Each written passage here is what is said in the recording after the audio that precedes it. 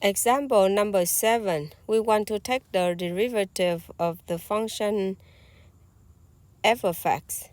So f of x prime equal, we will apply the chain rule.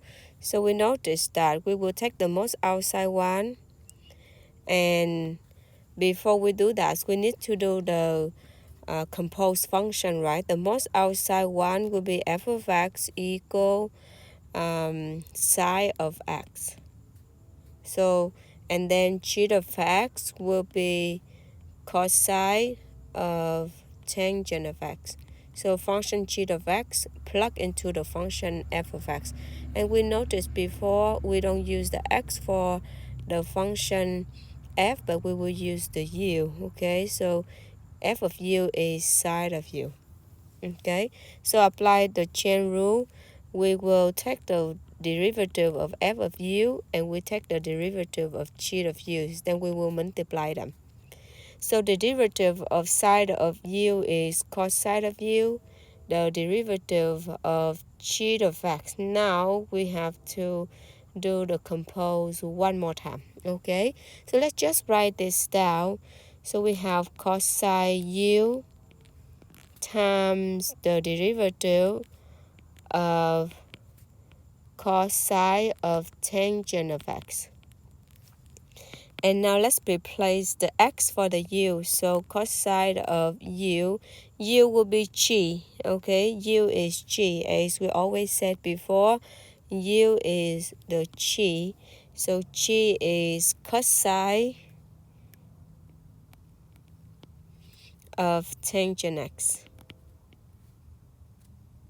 Okay, and now we have to take care of the derivative of this part.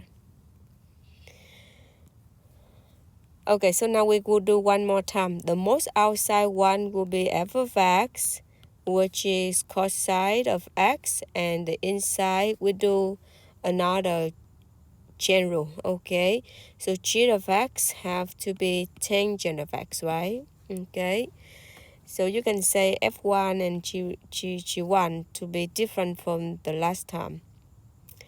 And then again for f1 of x, we change it to u because we're not going to use the x. For u will be g of x later. Okay, u will be g of x later.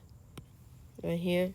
Okay, so we take the derivative of f, right? So the derivative of cosine of u is negative sine of u.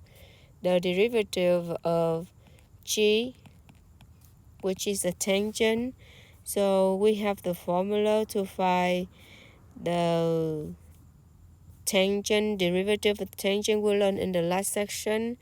So that equal to secant square of x.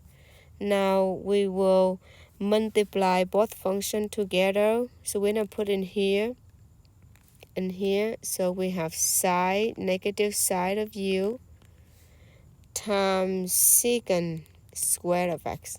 So let's change the u becomes the g of x, okay?